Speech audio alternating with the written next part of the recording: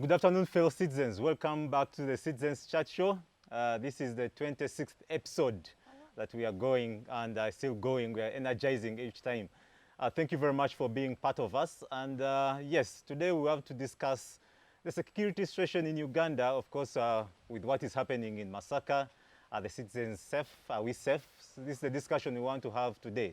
Just a few days from July, actually, 2021, we've been having incidences where we've seen quite a lot of murders in the greater part of Greater Masaka. And it's a discussion we want to bring through with you. There are silences out there, they have not been seen. We've recorded about 29 to deaths so far. And it's a discussion we want to bring to the table. We've seen this in the areas of Luengo, Bukoma and Simbi. We've seen this in Rakai.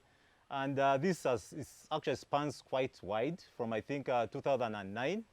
It went on to 2013 in some places in Rakai. We've seen this in 2018 with the Chidawalime group. And now we are seeing it today in 2021. It's a discussion we want to have. And on the panel, I'm joined by people that I think would really bring this conversation to us and would make us understand the security situation today, and possibly we would see which solutions are out there and the way forward.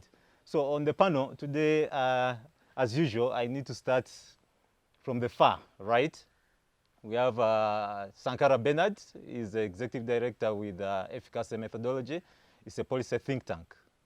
Thank you very much for honoring our invitation, Benard. So much, Damian, for having and me. this, I think, is your second appearance? Yes, absolutely. Oh, the other time it was on the online. Virtual, and this is the first time we are having it physical. Physical. Thank you very much. Thank you. Then Sarah Bireete, the Executive Director with the Center for Constitutional Governance, and our regular panelist. Thank you, Sarah, Demian, and glad to be here. Yeah, thank you. And then Owoyesigire is the Kampala Metropolitan Deputy Spokesperson of Police. And you're almost becoming a regular panelist with us. Thank you very much for constantly honoring our invitation. Our security expert, yes. Thank you very much, Luke, for honoring our invitation as always. You're welcome. Yeah, and finally, the maiden appearance is yes. No, online first and then second here. So maiden here, probably. Okay, you're active. Yes. Yeah, it's Pamela Ankunda. Yes. She's a media guru. She's, I think, the executive director with APT Communications. Is it APT? Director, team leader. Team leader, yes. APT Communications, but you're also an author, author. Kind of. Kind of. Yes. You have a book. Yes, I do. Okay. Yes, I do. Thank you very much, Pamela, for showing up. Thank you. Yes. I need to possibly start with Luke, because this is an area that would want much more guidance. I want to say, what is the cause of the insecurity in Greater Masaka currently? Well, Greater Masaka, I would say, is one of those areas that I believe the whole of Uganda is given great security concern, but when you give Kampala, when you're from Kampala Metropolitan, I think Greater Masaka is one of those next regions where we give a great security concern. Whenever we see such incidents happen, we believe they can come to Kampala, and later on probably the whole country. So it is something that we really give concern whenever such issues are coming, whenever such issues come out. But I wouldn't want to say that the cause is this and this. Of course, many times the officers will be blamed for not doing enough while they're at their duty stations. We've seen a lot of reasons in Parliament, members of Parliament coming out to say maybe it is the fuel, and then also officers saying that maybe it is the locals that also don't listen to what officers are saying. Was with one of the officers, and he was saying that they move bar to bar, informing members of the communities to go back home because it is illegal to be in a bar, but you find some are still not taking, also minding about their personal security in a way. So I wouldn't want to say that the cause is this and this, because we, first of all, we are not even aware of the intention of the assailants. So you cannot come out and bluntly say the cause of the insecurity is this until we know their main aim, their main why they are instilling fear, killing people. That's when we can get to know maybe the reason. But all in all, I believe ever since the police started engaging the community, we have our CPC down in the area. We have all our best officers, the best equipment that have been designated to handle issues in Masaka. We haven't seen quite, it hasn't been quite alarming like it was in the past. So I cannot ably come and tell you that this is a situation that we are aware of, how it started or where it is going, but we are trying to do something about it to see that whatever is happening down at their ends and whoever is responsible is taken into account. Yeah, okay, thank you very much. You talked about, of course, the dynamics down there in Masaka, but one would want to know why Greater Masaka and possibly why isn't government really in charge? Why is it failing to control this? Because we've seen this from 2009 till today. No, you're also very well aware that in the past we have come out, made arrests. Like we informed you on Monday, there are groups of people that have come out to engage themselves in these activities. And in the past we informed you about the Chidawarime issue, which was stopped, and we saw a stop to these murders, senseless murders. And now again, something else, something new has come up. So it is not a matter of saying that the government is not on top of the situation. These are incidents that may arise. You saw someone, a gentleman here in Kasubi who was on a rampage, killing women. These are not things that we can say government can oversee, like a killer. Maybe someone might wake up or two weeks ago or 3 weeks ago, a month ago, and say, let's start doing this. There's not something that you can preempt and you say this and this is going to happen. But the idea about it, the good thing about it is that whoever is responsible should be arrested. And like we did in the Chidawarime issue, and those things stopped there and then. So if they come up, we need to know who's responsible now on the reinsurgence of this kind of activity, and also we take them on. Okay, thank you very much, Luke. And Pamela, you realize Luke is hinting on something, who is responsible, but the security report that came out just a few days points to the fact that actually it says that possibly this group is being funded by politicians. So we want to know how true is this claim? No, that would be a politician. It says the group is funded by someone. We didn't say politicians. Okay. It would actually be a silly claim to say that this group is funded by a politician. Maybe even sillier would be a politician sponsoring this kind of insurgency. I've seen there's a program on the investigative channel where they show these kind of situations. I've seen people that take pleasure in doing this kind of thing. There was a man who was saying, for me, I love sleeping with babies, young girls. It's an addiction.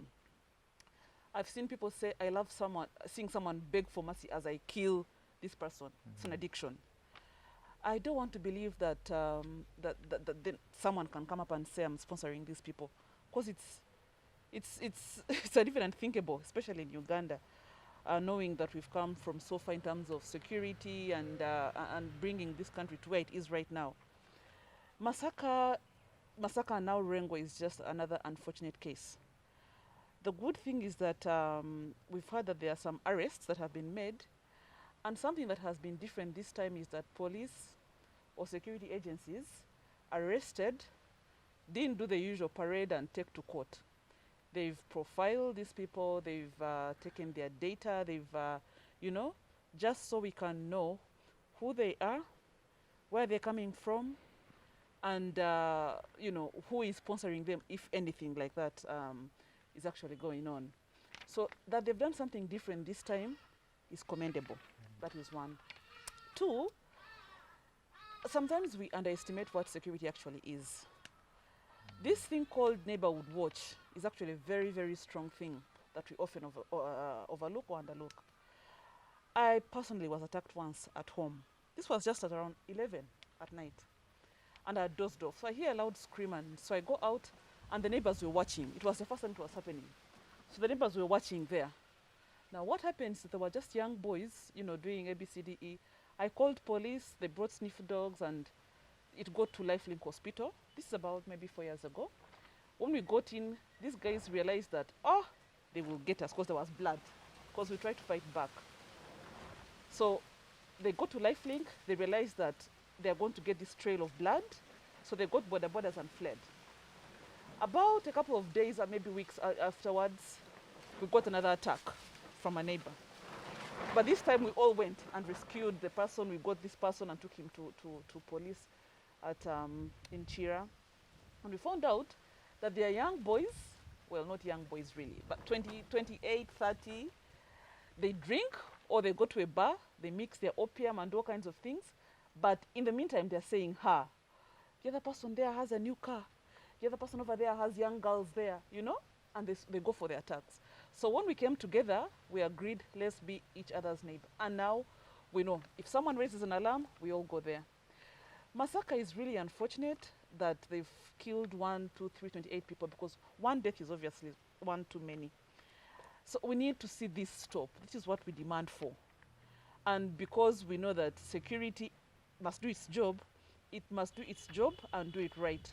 But for security agencies to do their job, someone must volunteer information, because these killers are known to someone, definitely. It's not one person doing this. It's not two people doing this. Someone definitely knows who these killers are. But if that person can stand up and say, I will be the hero of this and report person X, it could make a difference. So could it be an insurgency that they're just stopping like they were doing in the Itongwa case? Remember Itongwa killing people and everything? Could it be that someone is instigating violence with a purpose to probably cause some kind of insurrection in the area? I had, is it Matthias Walukaga, or I don't know. Matthias Mpuga. No. Some guy who sings. I forget his name. Walukaga. So the LC3 chairperson of the area in Chengera. I forget Walukaga, yes, that's Walukaga. He said he thinks because Masaka is now it's a city, that they don't want people to develop, so they're killing us for that, which I thought was kind of, laughable as it was. So you see that everybody has his own reason why this book would be there. The only people that can tell us this is security when they do apprehend these suspects. Now, I'm told indeed that they are in jail, which is a good start. So we demand for answers. Look, we demand that since you have culprits, that sometimes it may be too early to release information, but we demand answers. Now, security will tell us we don't operate in the media, but citizens are concerned. So when we say we demand answers, it's because people who have lost their loved ones need accountability. The money that the president gave and all that, this is good, but it's not enough. So when we say we demand answers, it's because we want to hold you accountable for protecting people's lives. So you must do something and do it quickly. And we truly appreciate what's going on so far, but we still demand answers. Yeah, thank you very much, Pamela. Let me get it to Benard. Benard, you've heard from of course, Luke and Pamela, and of course, they seem to suggest that government is in control, but we are seeing this recurring from 2009. Is government really in control and in charge of this area? Thank you, Damian. Two things. Government, perhaps into a larger extent, can claim that Uganda is secure. That is for government to speak. But when you look at the occurrence that has been taking place within the territory of Uganda, you will actually come to a conclusion that actually Uganda is not as safe as it is claimed or as it is supposed to be. I come from Gulu, and Gulu is one of the areas that was hugely affected as a result of insecurity. I grew up in internally displaced camp. So I completely understand when it comes to security, and this is a very serious issue. So when government comes up and say they're in control, it beats my understanding. This occurrence of Masaka started almost 30 days ago. And the perpetrators have been killing Ugandans every day. Every day.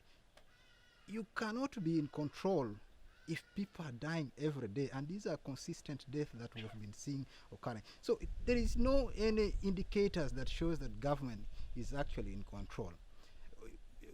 Damian, you will appreciate that this government runs a decentralized systems. We expect the police to adopt the same, and that means that the police in different districts and different cities are supposed to be fully empowered. It doesn't state a senior ranking officer from Kampala to move from Kampala to Masaka so that the killings can stop.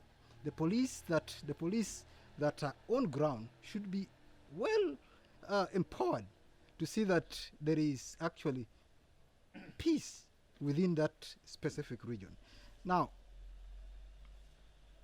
government in many ways have contradicted themselves in both in action and what they speak in many cases. So we have seen governments coming out to say that yes, they're in control. But let us not look far. 4 or 5 months ago, when we were having election, the police actually inflicted a lot of damages within the communities. And so there is already a disconnect between what the police want, and there is a disconnect in terms of PR relationship between the police and so government. There is no way government is under control. Yes, we have achieved peace to a certain extent at regional level. We are doing quite well, but government is not in control. It's actually very unfortunate because security budget in this country is the highest.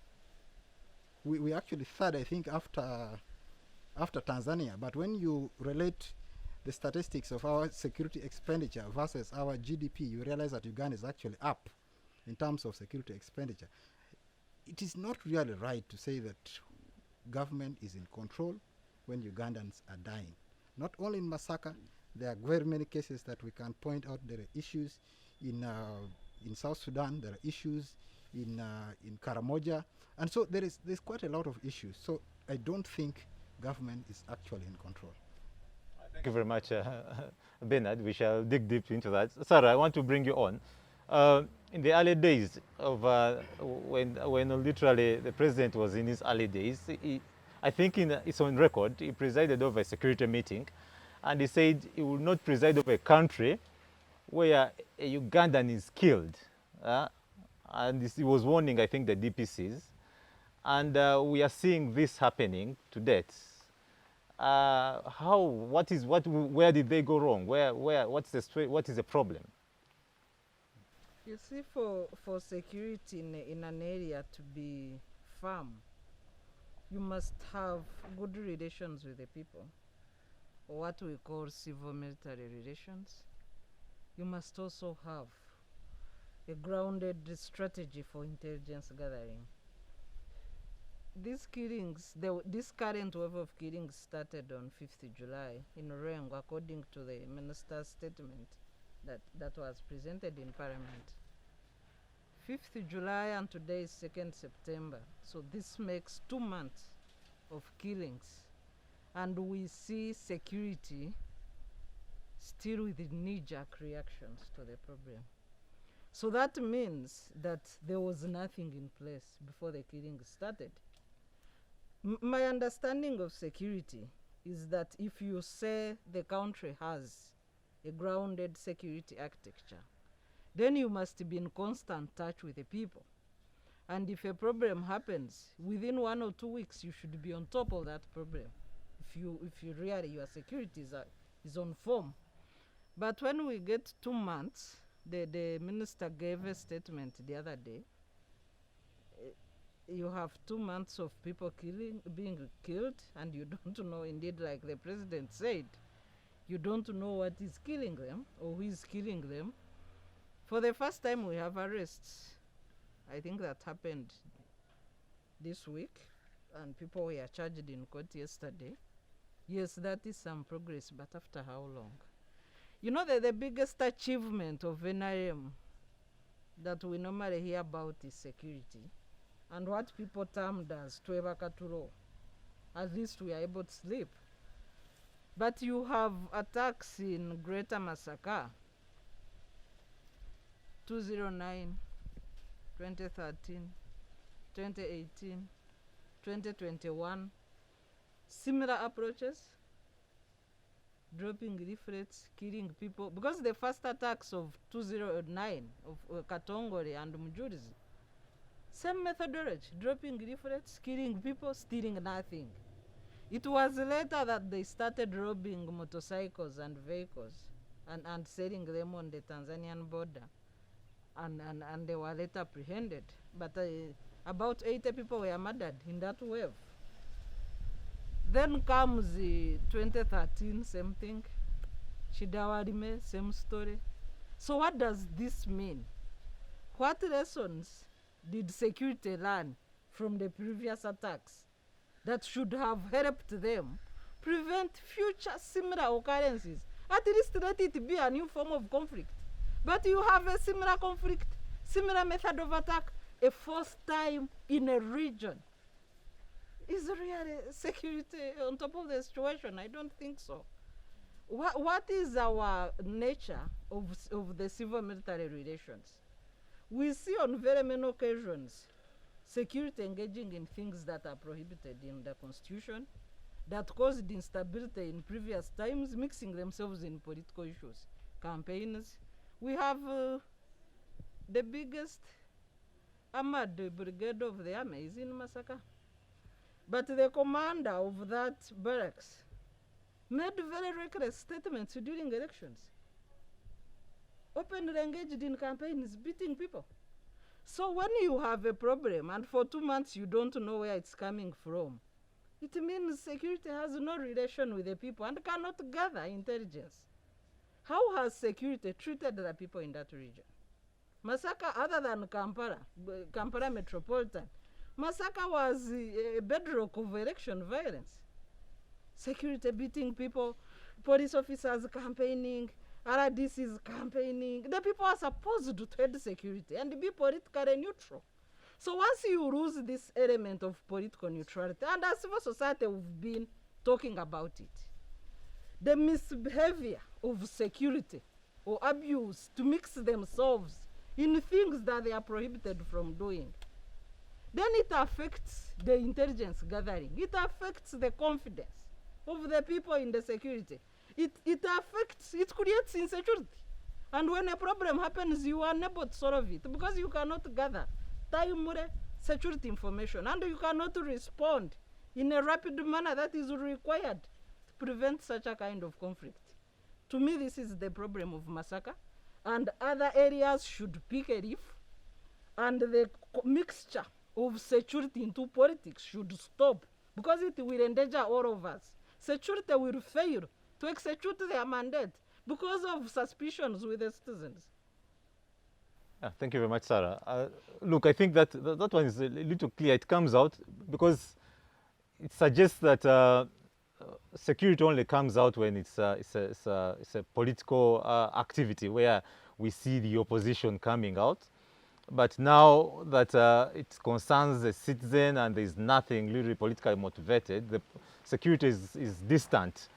The failure for security to take charge, could it be because now there is no trust between the citizens and you people doing your work, so you can't gather intelligence? I don't think she said that, but to answer what you said, is that what you mean that we don't respond? What do you mean that like we don't respond to issues of crime and only respond to issues of politics? Yes, we do respond in issues of politics, civil disobedience and all of that, but we are also very, very well informed about what is happening in our society in relation, in anything that is not related to politics. We do know many of our communities, we do know hotspots, we do know certain crimes in some areas, what could be the cause, how can we stop, especially the fact that we know that most of the youths that engage in these activities use drugs. What have we done about it? We do know all those causes, but what do we do to make sure that we stop? Because you cannot compare an issue of civil disobedience on the same magnitude to someone who's going on a rampage murdering people. This is civil disobedience is something that is organized in public. Everyone knows that today we are going to be violent, we are going to strike. They even go on social media and do that and announce that they are going to be striking. And what do you expect police to do? We already have that information. It is easier shared by them and we pick it. There is nothing like intelligence about that. And this is someone who's going to go on a rampage in a community, on a rampage killing people, is not going to announce. Or when they announce, they are not informing, like they are putting it on paper, not giving their names and where it, and what exactly is going to happen. Or if they announce, people, members of the community come after 2 days. What she's talking about, to a larger extent, is true, that there is a lapse in a relation between the community and the officers, the police officers that are supposed to serve them. Because at the end of the day, the information that we relied on to arrest the suspects, which has talked about that were arraigned in courts of law yesterday, all the information was gotten from the members of the public. It is the information from the members of the public that we relied on. But this, I think, came in a little too late. I would want to say that maybe this information could have been shared with us in the beginning. So yes, there is that gap that has expanded with years, but we are trying to do something to build the confidence of members of the public and also bring them back to us so that information sharing becomes a little easier. The confidence that has been lost because of many factors like corruption, because also that is also a big problem that we are faced with, and that can put the confidence of the community within us very down, and they will not find it easier to share any information. So we are trying to do something.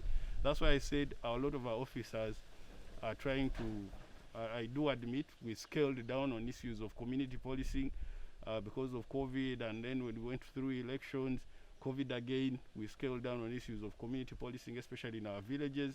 But this is something that we are looking into, making sure that it is awakened, it is empowered, it is facilitated, to make sure that members of the community can easily engage with the police, air out their grievances, and have them solved right away.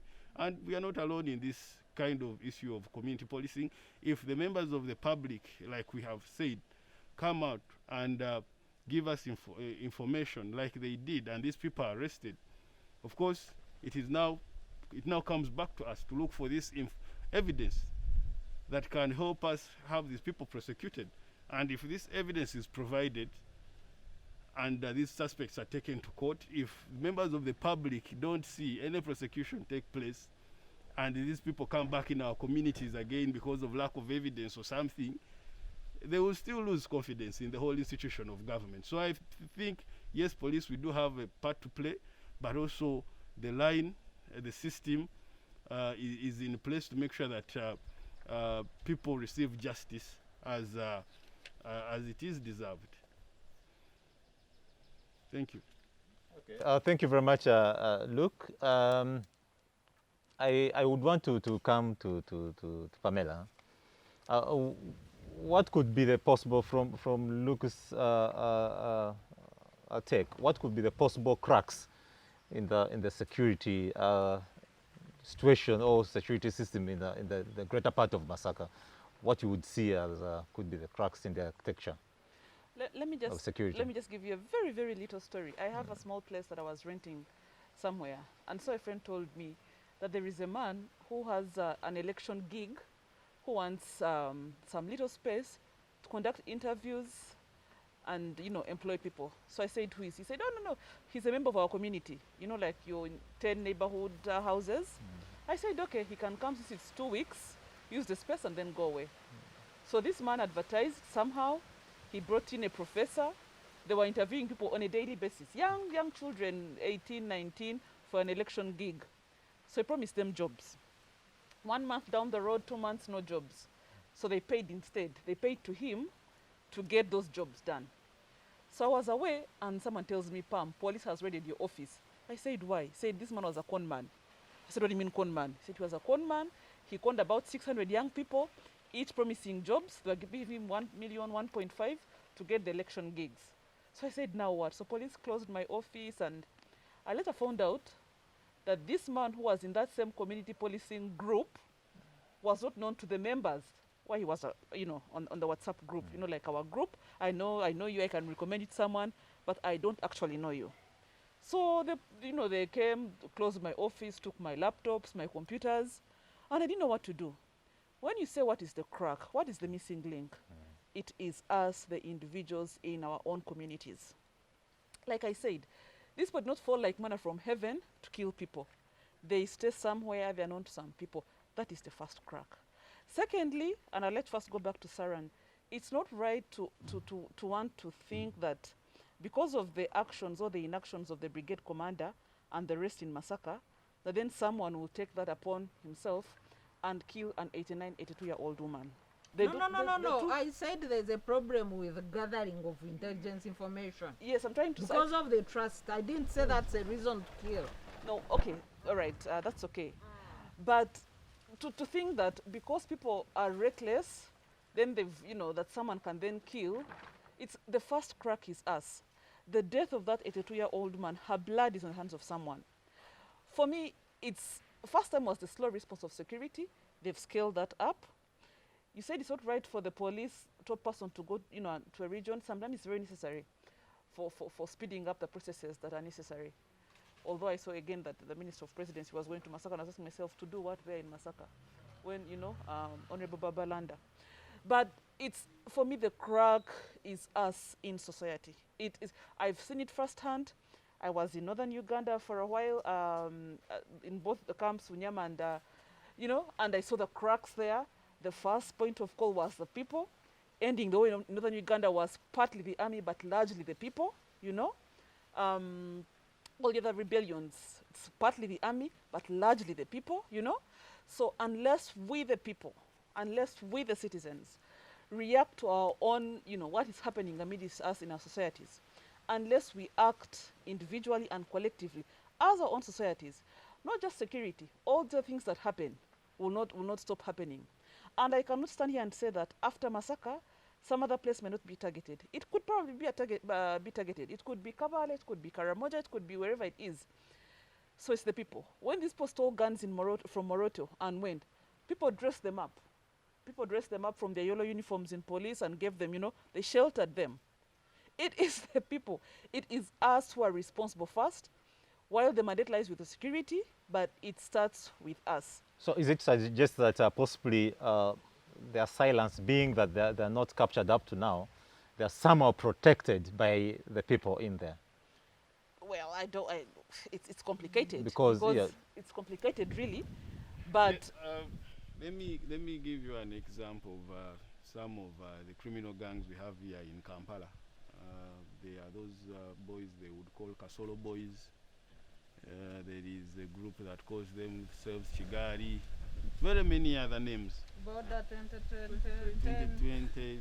So was it Sobi who said he was working with police? Yes. And now he's formerly integrated. The so-called chiefesses. Yes. The so-called chiefesses, Kasolo boys, and all those other groups. You find that the age group of these criminals is below 25. These are people who are probably staying with their parents, many of them, and some of them have run away from homes, and parents know about this information and members of the community know about this. But maybe going back to what Sarah is saying, that small lapse relationship within the community and the police and also other security agencies creates the gap of maybe these people reporting these criminals to police, or maybe members of communities, the members in our communities have also decided to shield them, because we have registered cases in Kawempe where parents are shielding their children, yet their children have killed, like this gentleman was killed here in Chambogo, the lecturer. Children between the ages of 17 and 15 were engaged in this kind of activity. What was the motive? The motive was just to rob a phone from the gentleman. They were arrested, and parents are all over. Some of them have sponsored their children to go out of the country because they know they are being looked for by police. So this is the kind of thing we are talking about, where moral decadence is on the rise, and the parents and local leaders are not doing much about it, and this information is not put towards the police, because this is my child. He has done, maybe to me, I will believe maybe he has done a mistake. He will correct that in the future. Let me protect him against the law. And we are seeing all these kinds of things rise. These are the same people that will be hired from Kampala to go and disturb a certain community. These are people that are hired to fight land wrangles. So I think there is a very big gap in information sharing, but also there is also a very bad thing that members of the community are also doing in shielding such criminals, yet they live amongst them. Sorry, Let me yes. share 3 scenarios in line with what Afande has submitted. Let me share the scenario for the Northern War, where I also went partly as a youth activist. And when we were interviewing in a meeting with women told us that their challenge, as much as they want the insurgency to end, their challenge was the children who are abducted by LRA. They are recruited by force, would once in a while come home for a meal. Then UPDF would see, your son has come for a meal. Your child is abducted, he's indoctrinated. You are hoping that maybe they will realize what they are doing and come back home. They've come for a meal. As they are seated eating, UPDF enters the gate. What would, disasters, what would the mother do? Say, my child is here, come and surrender him? No. Which mother would do that? So that is part of what happened in Northern Uganda. And I think really, if you asked 100 mothers, most likely none would surrender their children, especially those who were abducted. Not that they voluntarily joined something wrong. That was one aspect. The second aspect we have, recently Afrobarometer released the perception survey on challenges of corruption, but I think it's linked to security. 80% of the respondents said they cannot report corruption because it creates a risk for you, the whistleblower. You report a corrupt person, they are powerful, the repercussions you cannot manage. So the protection of people supposed to give information, in this case of insurgency, if I go and report that I know my neighbor is doing this, and this neighbor is ruthless, then that one mixes with the likes of Sobi. You know Sobi, when he was paraded on a press conference, he said like he was... Sobi. No. Why I'm mixing him in, he said he was working with security people. I remember the claim. Yes, so if I report the kind of Sobi that works with security, how safe am I? As a whistleblower, who will protect me? So this affects intelligence gathering. And we cannot just blame communities. You know, community policing works with confidence building and partnerships with communities that go with guarantees of people who report crimes. What protection is there for them? If I report a gang and they get to know the way information leaks in our community, even confidential documents from State House, we get them on our WhatsApps. Do we know who leaks them? So if I go to report, who will leak that I'm the one who has reported? And won't they chop all my household in the night? But sir, I've seen, and I'm going to share it with you. I've seen more cases of where people have reported certain other incidences, including police, by the way, and they've received. I think, look, should probably now share on witness protection. Yes. First and foremost, the example of what happened last night, the lady who survived. The panga man. That lady identified the attacker, and when we used our dogs, they followed up to where this gentleman was staying. His name is now known, his face is known by us who attacked her, and currently she's under witness protection until the assailant is arrested, until we know that the threat has been averted. So it is something that I will not say that it is something that has always been there. It is something that we have always given much consideration.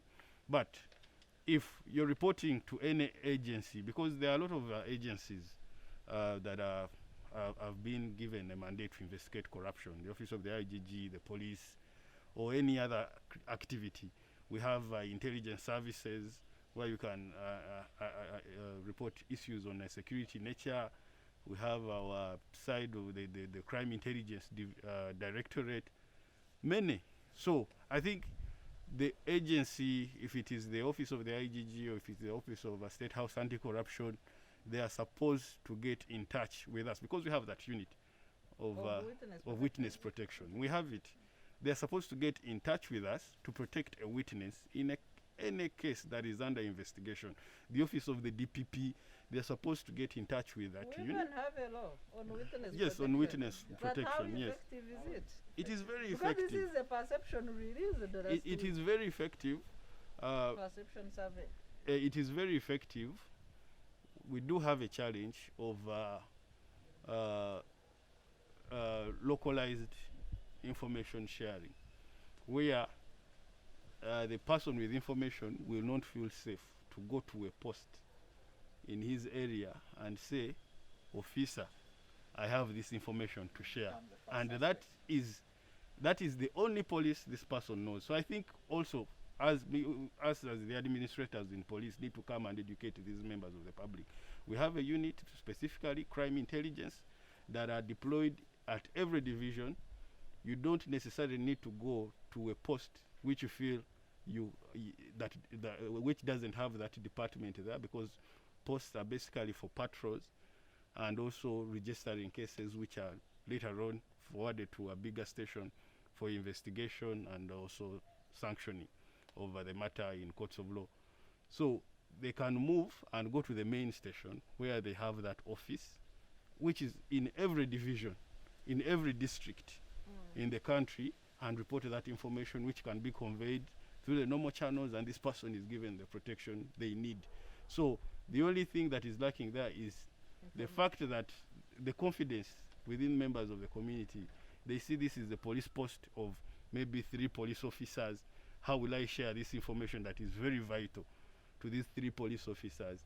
I think we need to educate members of the public, enlighten them that we have these channels where you can go and you relay this information, volunteer it, and something is going to be done. If you need protection, if you think your life is under threat for having this information, something needs to be done about it. And these officers have been trained to specifically handle that if there is any emergency of that sort. Thank you very much. One last question. Not necessarily putting a fund rearing the dog. You know the report. He's all we've got here right now. Yes, Yes. the recent report on mobile money robberies. I think most of them were corroborated by security agencies using even official guns. This is a report that was produced. So really, these things affect confidence. What if you report to the mastermind of the crime? No, For let me be specific on that. But also, it is true that some of the people who are engaged in these activities were once members of security, because even when they were arraigned in courts, they were specific that many of them were deserters, and some of them had not reported for work for a certain period of time. And to be specific, it wasn't an issue to do with the police, and that's why. All security agencies. Yes. Yeah. Yes. So really, members of the public, we should know that even in members of parliament, the so-called people we give votes to represent us in issues that concern us in parliament, there will always be a criminal, a criminal element amongst them. Right now, I have someone who complained to me about a member of parliament stolen some amount of money. So that is what I'm talking about, and a lot of money. So that is what I'm talking about. Yes, we are these security officers are not from heaven. They are those that will come out, break the law like any other person. But when they are identified, something is always done about it. We have, in many cases, lost our guns, like the ones in Nakaseke, where they were recovered, but they had been stolen.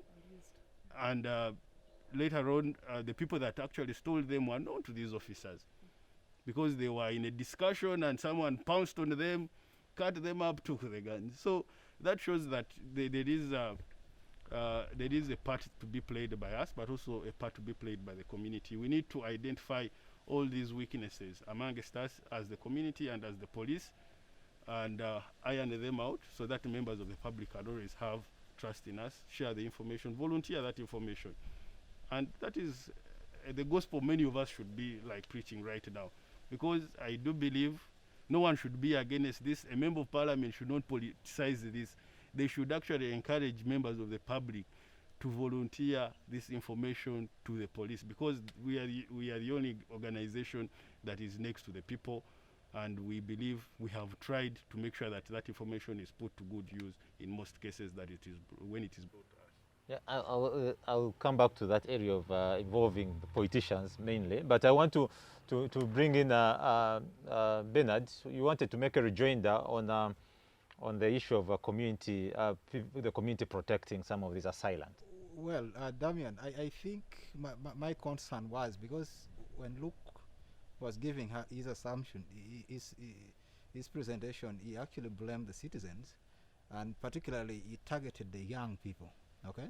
And he said the young people are largely the perpetrators of these acts, okay? And the age group that he provided were from 15 to about 30. Well, you see, security issues is a product of a lot of things. For us to start feeling the extent of being insecure, there is actually a lot of issues that probably have prompted that situation to come up. Okay, now the young people have been out of school for almost 2 years, in and off school. Okay, the other aspect is what is the level of unemployment in the country? Uganda has an unemployment level after about 70%. So majority of the young people who should actually be a productive age, you mentioned a child of a person of 25 years who is actually still squatting with the parents, okay?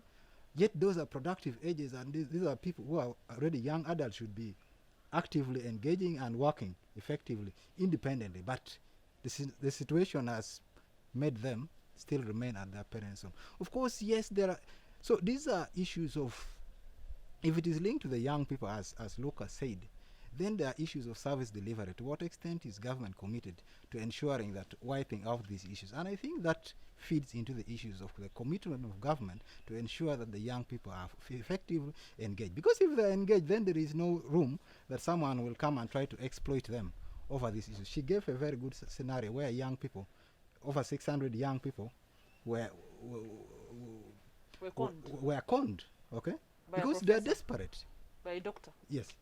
By a doctor. All right, interesting. So, doctor, PhD, not a medical doctor. Yes. So, but still, it gives us a picture of how the issues are actually affecting majority of Ugandans, and I think it is.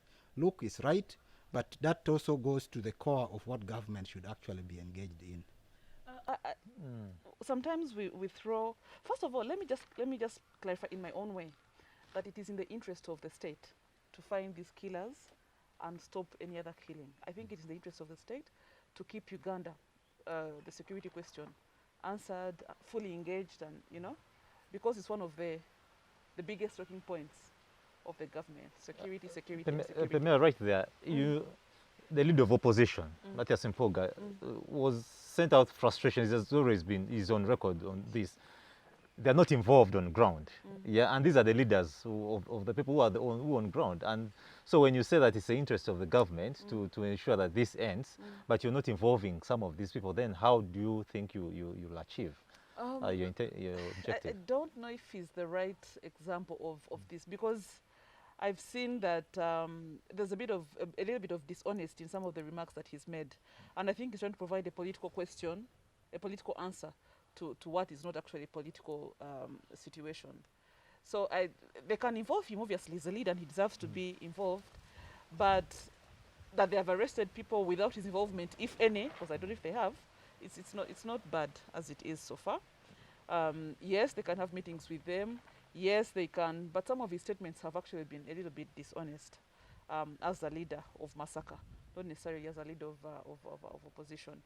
But what was I saying earlier before you interrupted me? The interest of government. Yes, as to keep, yes, because it's been his biggest talking point. Now, I want to go back to Luke. The levels of trust between the citizens and police has kind of gone down. We need to build it in every way. Young people, when we talk about unemployment, we throw around these figures, but how about underemployment and unemployable, you know? In my area, people, you know, they come up to say, do you know someone who wants to buy land? And they say, they cannot give me the money, let them deposit on a border shop. I will go get the border, and we begin paying slowly as I ride my border. So we have a border mentality among the young people. And It is border something. economy. But well, we have to really, really talk about this in all honesty, with honest, and say it is not a solution. It is not an employment solution. Because a border is like a car. Once it wears and tears out, then what? Yet, we still have promises of people saying, I will give, even politicians, I will give you a border, you give me a vote. Or I'll border. To what end are we going to provide a border solution to the question of employment? It doesn't work at all. Because eventually, they are selling their land to buy a border. It will break down. They will want that land back at whatever cost. So let's talk about employment, underemployment, and unemployability. You know, these three must go together.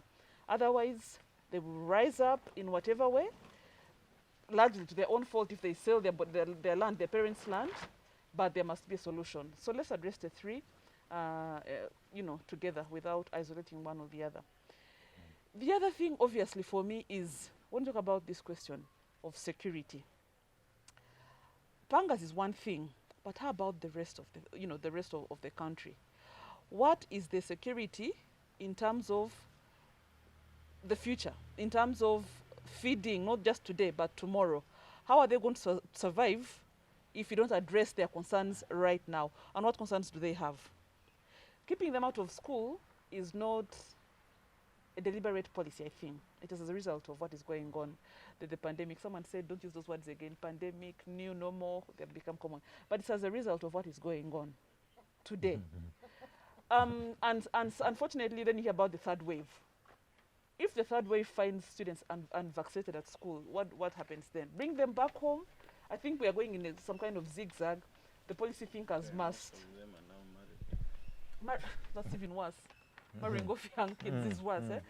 So we cannot zigzag this question. We cannot think about in a zigzag way. I think there must be a very, very deep concern about what we do for these young people who are staying at home and there are no jobs. They cannot go to school. Then what next? Some, like someone was saying, they're like mushrooms now, you know, growing up and then getting ripe for marriage at 12, which is a very, very sad situation. So we must address all these things holistically, not just security in terms of pangas and the guns, but everything else. It must go hand in hand, I think. Because at the end of it all, it goes back to a security issue. Yeah, true. So I think taking from Pamela's thoughts, looks like the community is not helping so much, and maybe this is why the president comes in and says that the young people are used in that line and given money, given intoxicated and really sent out to do this. So is it possible that it's now the community that is not helping the situation? You see, yeah, the other day, I think yesterday but one, there were two big statements on Masaka. One was by the president as he was passing out to the prison cadets. And the other one was by the Minister of Information and ICT, who is the chief spokesperson of government. Actually, Honorable Bariomus was more specific on blaming opposition politicians in Masaka. And I saw even the Masaka MPs rebutting and saying he must withdraw his remarks. Because he did indeed say that it's the opposition politicians fueling that, you know, conflict or insurgency in the region. And then they asked him either to produce evidence or withdraw his statement, and he's the government spokesperson. So that statement was made. The Minister of Internal Affairs did not blame anybody, said they are yet to find the cause. But the government spokesperson pointed to opposition, and I think that was a bit, you know, not in good faith. Going back to issues of employment, is it a cause of insecurity? You know, unemployment will always be there, or underemployment, especially in countries like ours where economies are not expanding. But is it the cause of insecurity? Or the president saying people are using, young people who are taking marijuana, and then after they've taken their drugs, they send them to kill people? It all goes back to failure of intelligence gatherings. Bad elements will always exist, even in developed countries. We see people killing others in the US. Well, of course, there is also unemployment, but bad elements will always exist. That's why we have security. Intelligence gathering, prevent the crime or apprehend the culprits as soon as the crime starts. This is what is failing to happen. And it is not enough to just blame, whether it is marijuana, whether it is who funding them. This is not the response we want here from government as citizens. Government took oath to protect Ugandans and their properties. The mandate of UPDF is known: protect the territorial integrity of Uganda, Ugandans and their property. The mandate of police is known: keep law and order. We do not want to hear excuses. Whether it is people taking drugs, whether it is opposition, whether it is whichever, can we stop the conflict? As an ordinary citizen, that is my concern. Yeah, I mean, you're right, obviously, Sarah. That's what we've all agreed, that the government must, and these are the answers we're talking about, that we demand answers. But let's not sit back and think that, we live it's difficult. And that's why I'm saying that tomorrow, a month from now, maybe a year, another person will be killed somewhere along the road for whatever reason. It may not be possible that we can stop this. But can we have answers as to why these groups are being killed? One person today and then tomorrow, 2, 3, 4, 5 days, another person. And, that's what I was going back to and say, look, we need answers. I think that is the concern of everybody, the leader of opposition and every other person. I think that is what we all demand for, that we need answers to what's going on. Because now we are saying government is getting comfort in blaming now, No, there is no comfort in that. One thing I want to really appreciate is the concern of Ugandans. The fact that one life is lost, one life is lost is too big for any Ugandan.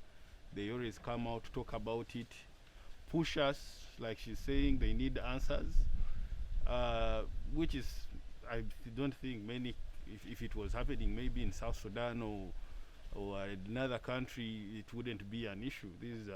They would think it is an isolated. That means that Ugandans are used to peace, like she said. So we need to come up also as security and make sure that we don't go against the wishes of the many Ugandans, peace-loving Ugandans, and we promise that this is something that we are not taking lightly. We are not sitting on our seats.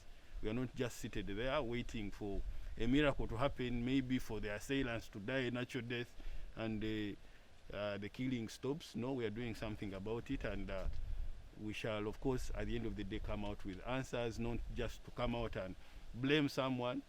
It is not a blame game. As police, we have not come out to specifically blame anyone.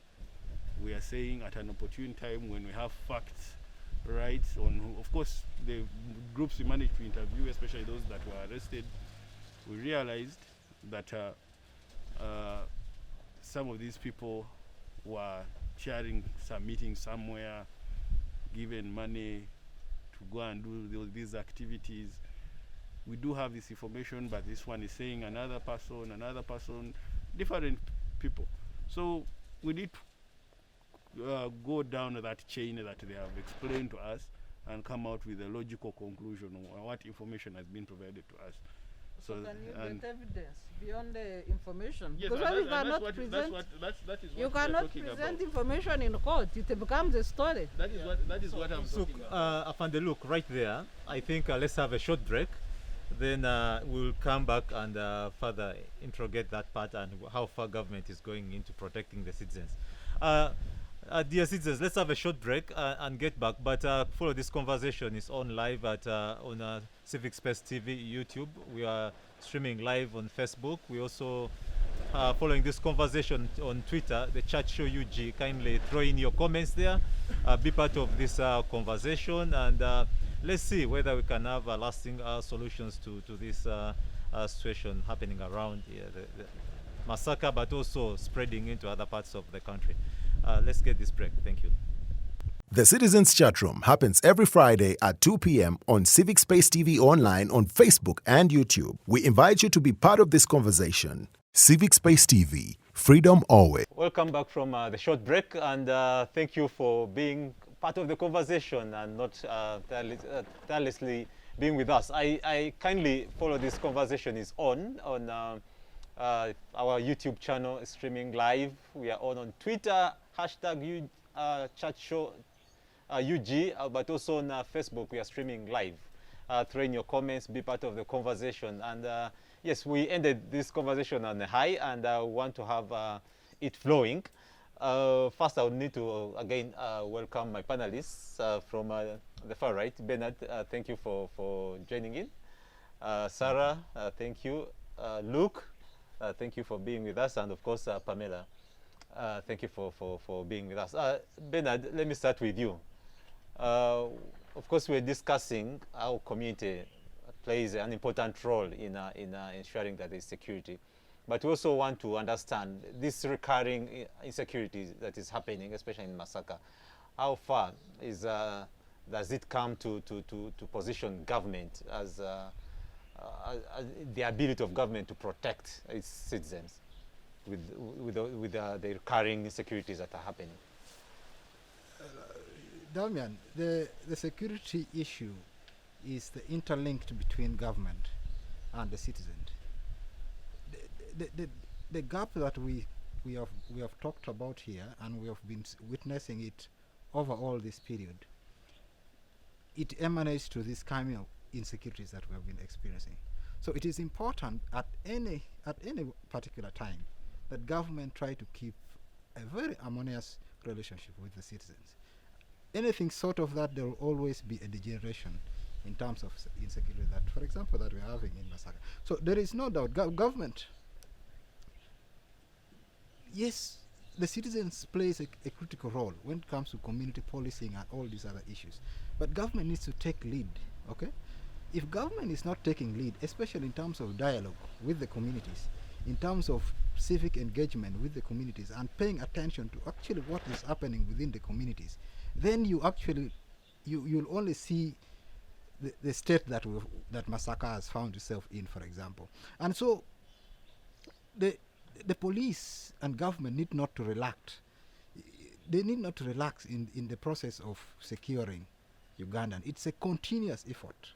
And each time that there is a lag, you'll actually realize that the community will degenerate back. And so it's a constant engagement between the police and the security, between the police rather and the community, if security is to prevail. I thank you very much, Benard. Sarah, maybe the civil society, but also politicians and especially the opposition have been critical on government, especially from this old wave. It's been loud and clear that when you need security around in issues where citizens are concerned deeply, like in Masaka, they are nowhere to be seen. They've taken long. And I've heard it, I saw the speak of the National Unity Platform saying that he had to talk to the party president to say, please go and camp in Masaka.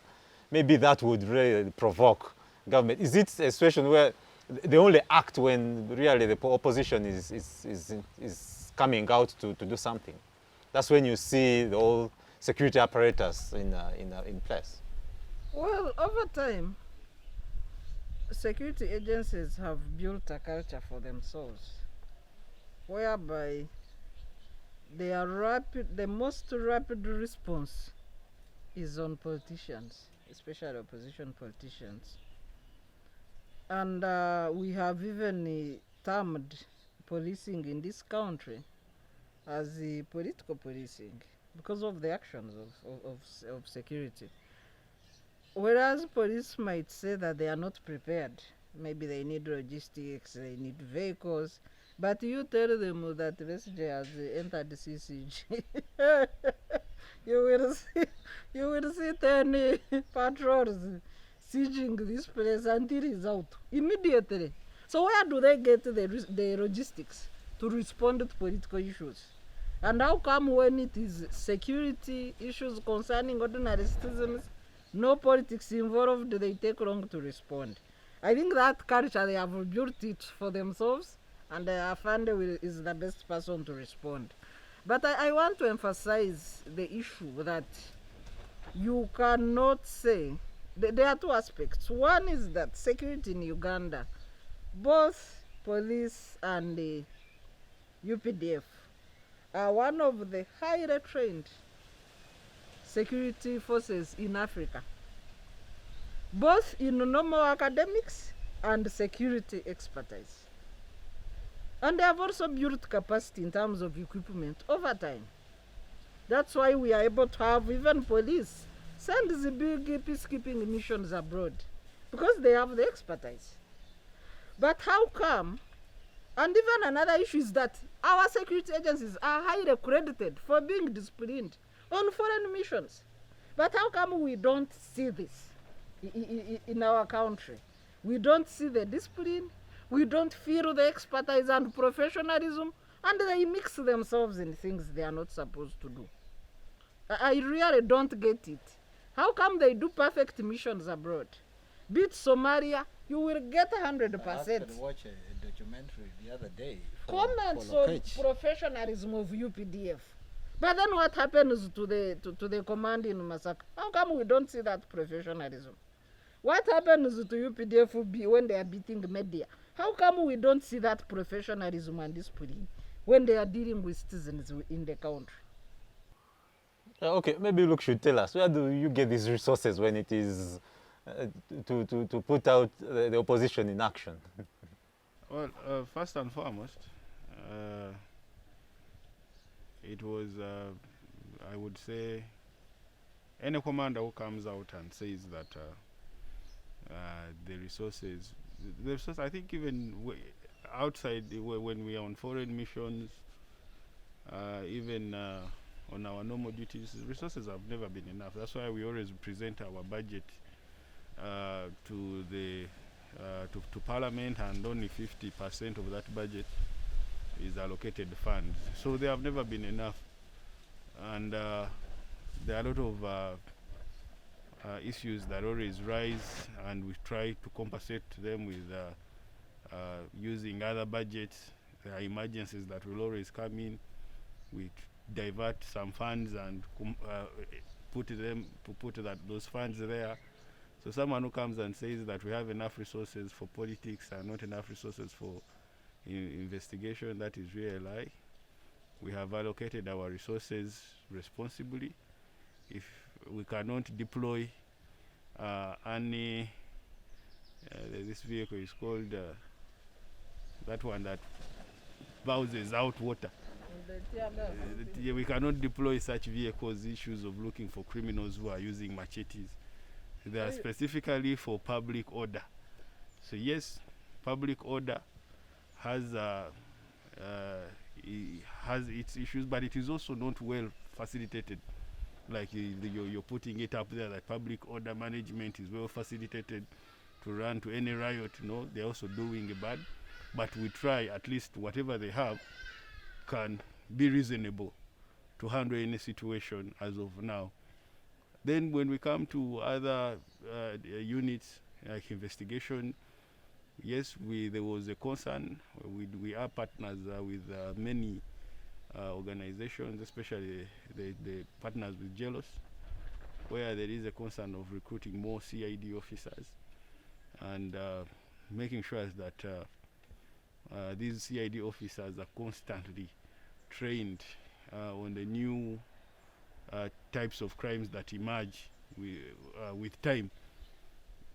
On that part of making sure that we have recruited enough officers to investigate cases, it is still down, and we find many of our officers who are supposed to handle, actually per officer, an officer is supposed to handle like 12 cases in a year. You find them handling over 50 cases or 40 cases in a year.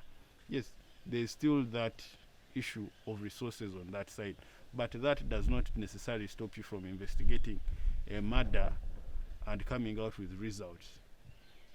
So I would not want to say that we are highly funded in issues of responding to civil disobedience and not highly funded on the other.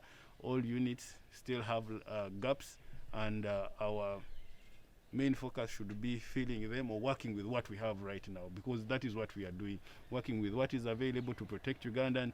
And I would say it is not really, we are not really doing bad. It is unfortunate that these incidents are really happening, but that doesn't show that we really have a big lapse in the security. We have at many times come up, dismantled a lot of criminal organized gangs, the ones that had engaged in kidnaps for ransom.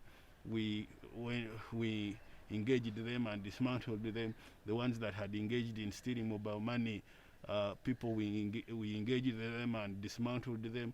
We have been seeing all these kinds of criminal gangs coming up, and police and other agencies acting and dismantling them.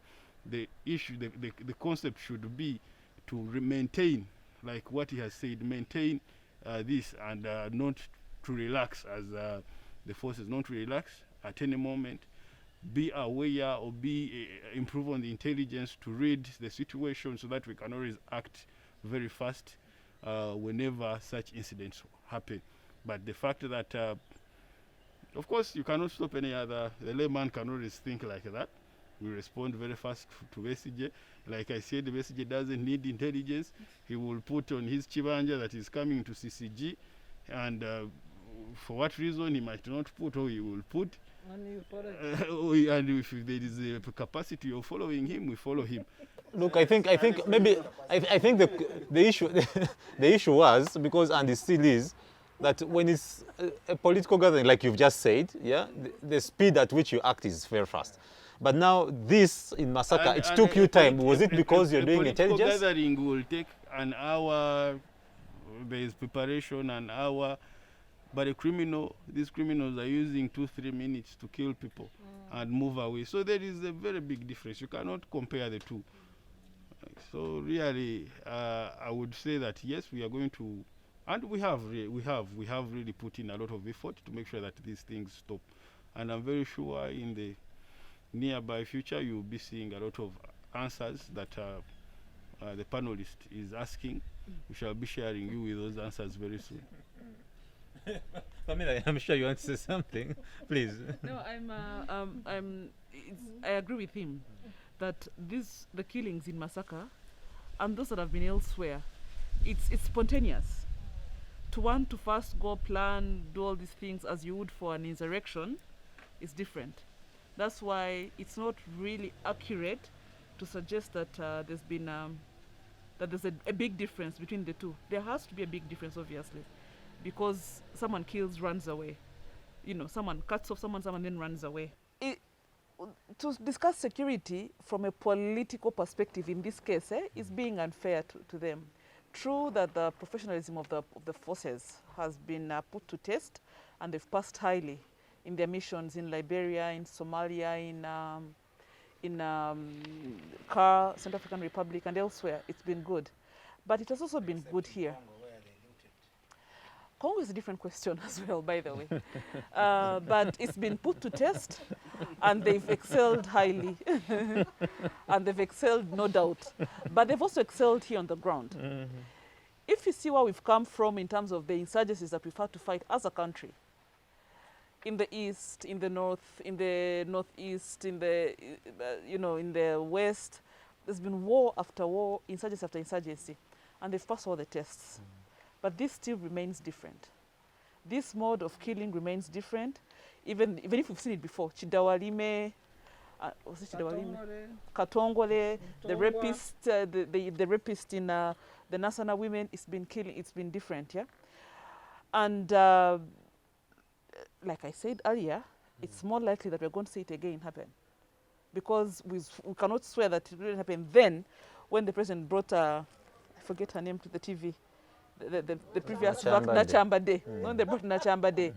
And I remember telling someone, this is going to happen again. Because we are cut from the same fabric of society, where they're the bad eggs and the good eggs. And they've matured, you know? Their bringing is different, you know? So our young boys and girls that we are bringing, that we're looking afterwards right now, different parents, we are raising potential killers, we are raising potential rapists, we are raising potential whatever it is, you know? Until they won't stop. it is human nature. So where is the problem? is human I nature. want to know where is the root cause of all this? Of killing, it's Of society, equally society failing well, to as a good take charge. society. Yeah.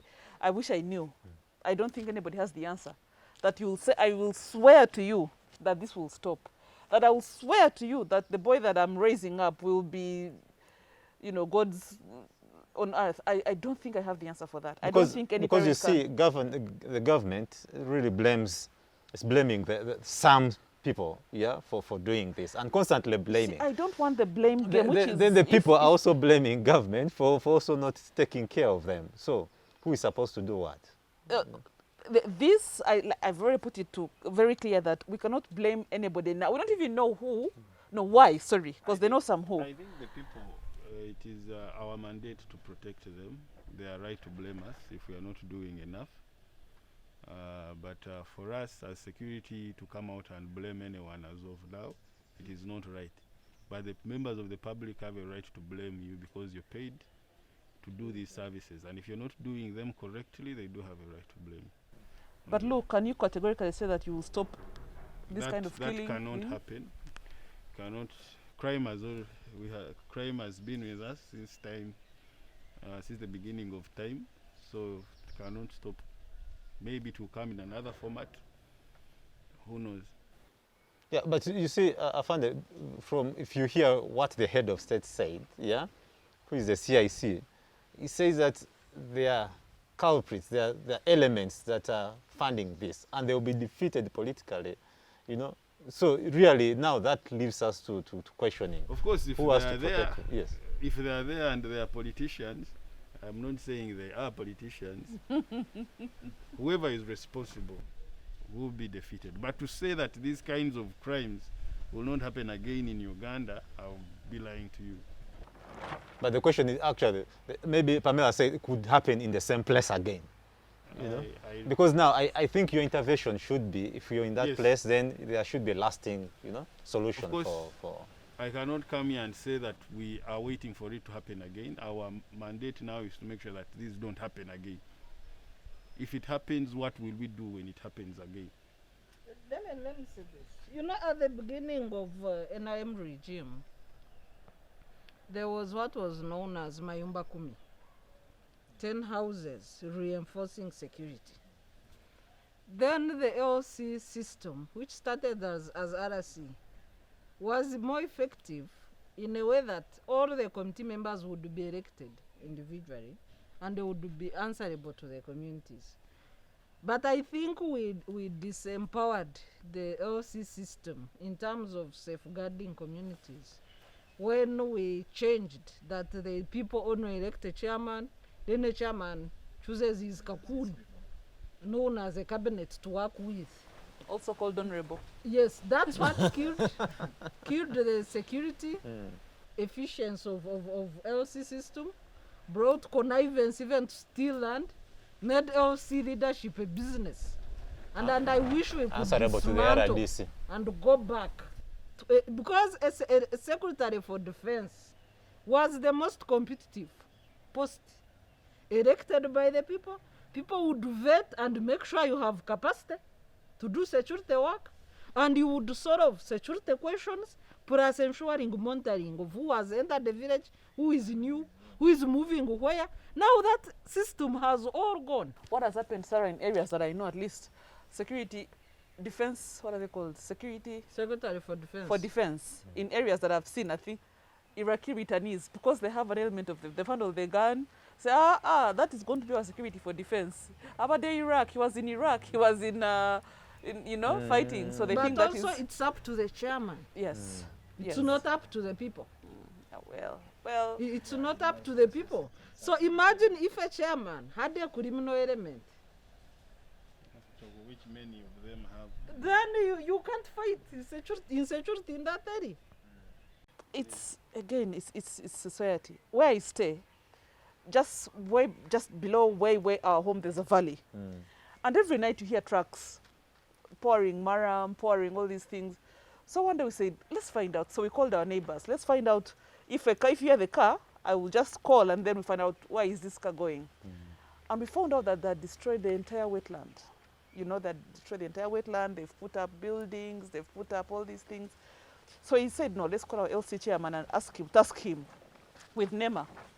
So we called the chairman and said, sir, our valley is gone, our wetland is gone, our catchment area is gone. He said, yes, thank God it's gone. He said, but they've put a building. He said, yes, that was a place for criminals. At least someone has put a building there. He said, so what happens when water, because water must find a way, it will go definitely. He said, at least we've sent out criminals from our area to another area, you know? That was his response, and that was his defense. We agreed we get an investor, you know, by their own way to sell this land. They didn't consult NEMA. They didn't consult, they just agreed that this land, you know, should find someone to buy it. And then knocked on someone's gate and said, that land over there is for sale. That was their own of responding to criminality, yes, to crime. So these LCs, I agree with Sarah, that some of them are incompetent as they are, but some of them are really, really, you know, good at their job. Can we dismantle the system altogether? You know what that takes. Can we go back? Having a LC leadership that is answerable and accountable to the people, where all the committee members are voted like before. Can we have a citizen, you know, that wakes up to these realities? Because I've given an example of my area, where we said we must. We have banned polythene from our area. Maybe we should have the next sitting from I first take you around. We have banned polythene in our area. Nobody comes in with, if you're going to walk in at 7, 8, 9 with this curfew time, someone must know where you're coming from and where you're going, just within our area. You have gazetted and put security? Yes, we have. Yes, we have. But this is a well-to-do community. Not exactly. Not exactly. We have all kinds of people. We have everybody there. But what we did is, first of all, you remove these quotes that lie to you that you're the elites of this, when you actually know that you're educated and all these things. You go down to the people. So we were able to mobilize all our people, all our community. The charcoal sellers, the woman who sells maize by the roadside, you know. There's a small bar where these young people came, and we took to everybody and we said we have to make this small place as it is a model. We don't want crime. We want to provide jobs for those who can do it. If you want to come and mop at someone's house, we must know who you are. We shall not entertain someone who's coming from village X to come and mop in someone's house. But if you have a daughter or a son who wants to cut grass or mop, we shall choose from within our own setting. And it's working for us. I know in Kampala, many communities really have come up with the security groups. One WhatsApp group, you monitor, even some estate groups, pay people to patrol the village. But we are talking of a village setup like Masaka. I do not think that they have. And these groups in Kampala were provoked during Chifes attacks. So every community had to find a way of protecting themselves. That also is, in a way, it is good. But also it shows a gap in terms of government, policing, and security. Because citizens, okay, on our groups we add OCs, and what other times they respond. And where they have challenges, you are able, they share, you facilitate, at times they are unable to move. In a way, it is a weakness, but citizens must complement security. There's nothing wrong with it. But when you go to a village setup, like these old people being attacked, deep in rural Masaka, they don't have capacity to do what we are doing in Kampala. They don't. One house here, another one is 10 kilometers away. So yeah, and then I know the LC's vigilantes are trying to move, saying remove curfew, and we are able to move and respond. Yes. Say we don't want police and the army. We want because some of them are suspected. They are saying remove curfew, and we protect ourselves. I find there's also been questions of where did the crime preventers disappear after, you know? We all know where they went. because there are assumptions that they could be, you know, some of the... No. What we didn't have crime preventers during elections. What we had SPCs whom we recruited in every district, and after their contract, over 3 months, some were added more 2 months, and of course it was a budgetary constraint that we could not keep them on, and they are let go. And of course, to assume that maybe they are part of the group, There is no evidence as of that leads to that among the suspects that were arrested. But since there is another group that is out there, you never know. I can never say no, because I don't have any evidence I can rely on to say they are not the ones, because there is still another group out there terrorizing members of people in Masaka and Rengo. So we await, but to say they are the ones doing these activities, I saw some politicians saying that we should rehire them. Maybe they are the ones. We don't have evidence to that, but if... Because the issue is the confidence with which these guys are doing this, that they even tell you we are coming, and they even no, come, even before you know? even before we recruited SPCs, like we've been saying, you're the one who started with the preamble, that these things started in 2019, rather 2009, and continuously. So these SPCs were only recruited this year. So I wouldn't want to say that they are the ones, because we let them go, they are doing that to members of the public. I wouldn't want to conclude like that. But if that... Just before, sorry, Benard. The sad part about this, Demi, is that I've seen a call for LDU recruitment, and I think, I don't know. The sad part is that there's a likelihood that some of these killers are going to turn up for recruitment. It's possible. It's possible, yes. So you know what happens. It's going to be, yes, it becomes a cycle. So it's the question I wanted to ask Sarah when she said that you have WhatsApp groups for communities. Then I was going to ask, how sure are you? Do you know all those people that are added onto that group? Yeah, but I just gave you the example of the guy that hired. During we put where we stay in our community, we created zones, and I think there's a total of 9 zones. So you have, each zone has like 30, up to 30 households. So those 30 households, at least you must know them. You must know each other. We get time to move. There is a new neighbor. We get time to move. We attend meetings. If you're not available, make sure each household is represented. So we must know each other. Otherwise, still you can't. I gave you the example of the guy that hired a part of my office for 2 weeks. And I asked the guy, so this guy has been arrested. You know, he said, who? So the guy you gave me said, no. He was just a member of our WhatsApp community, you know? So it's... So Benard, yes. Yes, because when Luke talked of the aspect of us, I don't know, you raised a concern with regards to the, okay, my mind is not picking it clearly, but the aspect of the police not effectively doing their work. And I want to, is there a clear structural reform system within the police that is intending how to absorb the LDUs that have been recruited? Because if we continue to recruit them, they are not under police. So whether it is under the police or the UPDF, but each time we recruit them and we let them go to the side, even the SPCs that you're talking of, if we recruit them and let them go, is there structural systems within the police that you are aware of or that you're implementing that is actually intended to absorb? Because if we continue to let them go, then they're always a security threat. As the police, yes, it is there. We do retain. Like I said, it is an issue of budget. These were over 55,000 SPCs in the whole country. That was. Do you train them on how to handle guns? They are not trained to handle guns. They are not given guns. And because we were going for elections and the Electoral Commission wanted polling constables. Polling constables are not necessarily equipped with guns. You just put dressed in uniform and you guide voters on what to do, and also maybe the inner security of the polling station. That is the main reason why we recruited them. And also some supplemented on the work the police was doing, not to carry guns. They are only taken through basics of some police duties, police ranks, what to do, when to stop working, maybe what their shift, how their shifts are going to be moving, a few basics.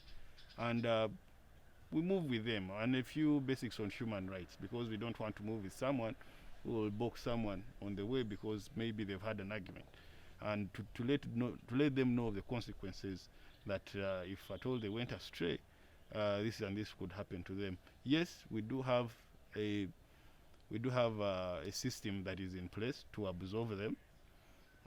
It basically looks at their level of qualification.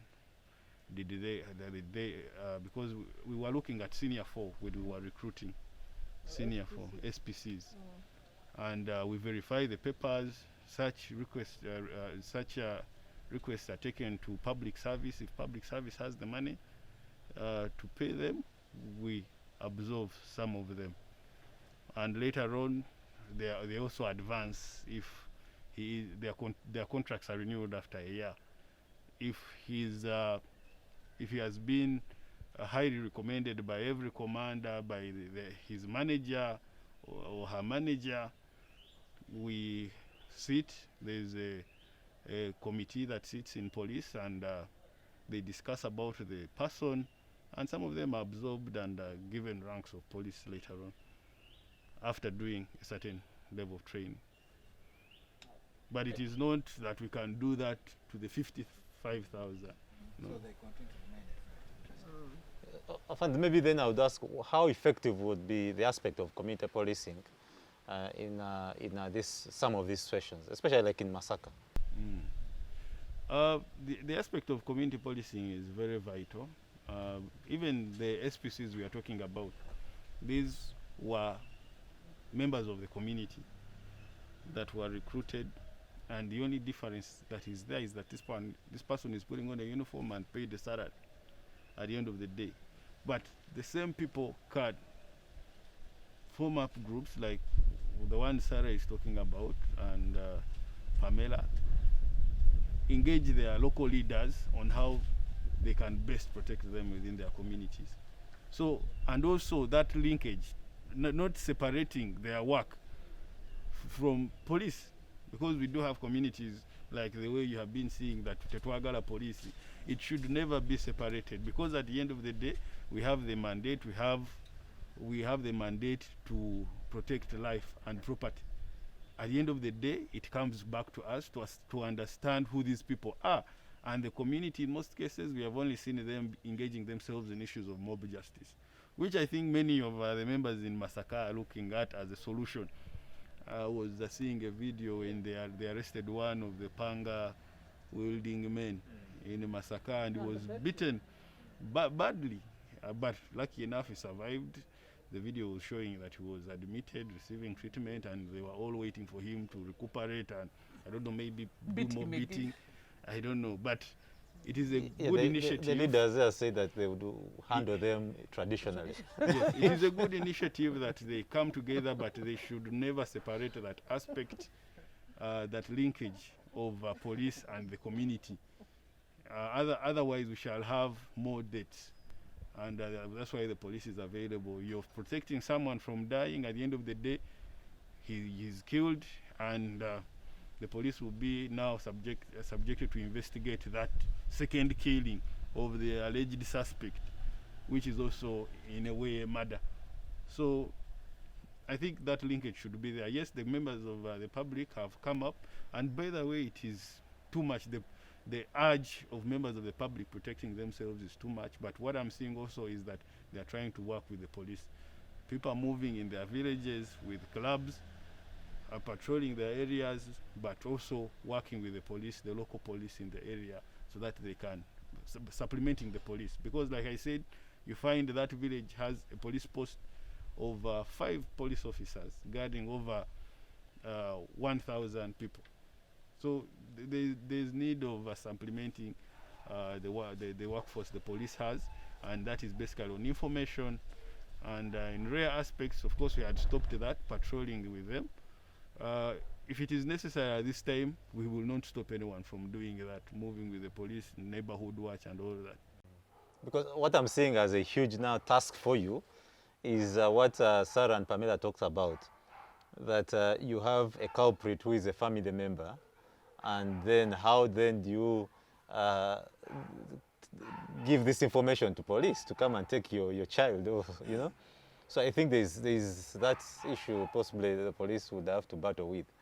Yeah, but our time is fast spent. We need to get into the conclusion, and possibly let me start from Benard again. What would be the way forward as we tend into concluding? Thank you, Damian. I think first of all the insecurity must stop. It should have stopped yesterday. Unfortunately, it has taken us all this time, all this long. Like Sarah said before, that there is need for a serious investment in terms of our intelligence, and the CID department within the police needs to be supported so that they're able to do satisfactory work. Otherwise, the way they're doing their work, they're a little slow. They're not being very agile in terms of approaching the security threat that Ugandans are facing, and the security threat that Masaka is facing. But also important to note is the element of the link, the PR between the police and the citizens needs to be really improved. Without that, we will always continue to experience this threat, and in this case, the police and government needs to take lead. The citizens may not be in the right position to take lead in such a dialogue, but it has to come from government and should be prioritized. Thank you. Thank you, Benard. Sarah? Well, there's no shortcut to keeping security in communities. The citizenry is key, but also first that this citizen needs to be empowered. Some people don't know what to do. We might assume that some of the information, things to do, are common sense, like you've seen a stranger, call this number, you've seen somebody you don't know in the evenings, call this one, talk to this one. Some people might not know those basics of reporting suspicious people within a community. But also there should be some bit of sensitization. Let the security on the ground hold security meetings in working through the LCs and meet people and first they need to know them. Physical contact builds trust. I might be here when I see Luke seated here and I've entered CCG, I take cover. I say, Nang, this one is have a police officer. I'm finished. So yeah, some of these things you have to demystify them. So then security, walks around. I've seen this and it works. But also the way security does its work, professionalism is important. Because lack of it erodes confidence from the whole institution, not just a few individuals that are responsible for that.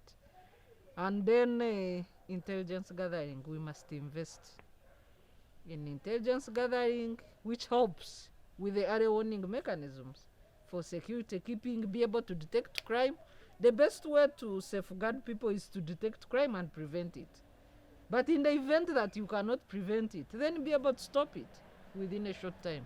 And that's what we need to do. Thank you very much, Sarah. Pamela, I would want to look to make a final. For me it is to call up again, to maybe supplement and complement what the rest have said. We need to regain trust, to build the trust between the locals and security. Because in spite of what we think or what we do, our first point of call is security. So we need to build that relationship from both angles. We need to heighten our vigilance. We need to, to make sure that we are the first point of trying to stop what could probably befall each and any one of us. And to thank the CPC, Asan Kasinje, and other security agencies, officers that have gone into Masaka and done what they've done to stop the killings, to apprehend these people, to screen them, to know them, and we hope that this puts an end to this kind of killing. And to the bereaved families, I think we all, all of us here, to sympathize with them, and I hope that this doesn't happen again. Thank you. And now, Afande, you give us an assurance that we'll stay on record. An assurance is that with time, we have really built capabilities in intelligence. There are quite a lot of things. Like she said, in most cases, we always bring out this aspect that we don't work with the media. There are a lot of threats that have been averted, people arrested before committing some atrocities, and we put them to book, arraign them in court. A lot of aspects. Yes, this has happened in Masaka. I would say it is one of the also a challenge to intelligence, like she has also put it, but it is something that, of course, we will learn from, find solutions so that it doesn't happen in the future. And if it has happened in the future, like she has said, we are able to fast track the suspects and have them arraigned in courts of law. There is, like we said, that aspect of community policing is still, some people are saying it is not there. It is there, it has always been there, but it needs to be renewed, should I say born again or something. We need to empower it again, make sure that citizens are empowered, they know their rights, they know that if they're going to give information to security, they are well protected. That information is going to be protected, and they're also going to be protected so that it can benefit us in the long run. Because at the end of the day, if they provide information and nothing is done about it, or if something is done about it, they are victimized in the process, it affects us also in the long run. So we want to inform you that the forces that are there currently to protect the region, the Greater Masaka region, are, I would say, enough as of that, but they need to be supplemented by human intelligence. They need to be supplemented by our communities in making sure that they are the first foundation of security. They put up mechanisms to protect themselves against assailants.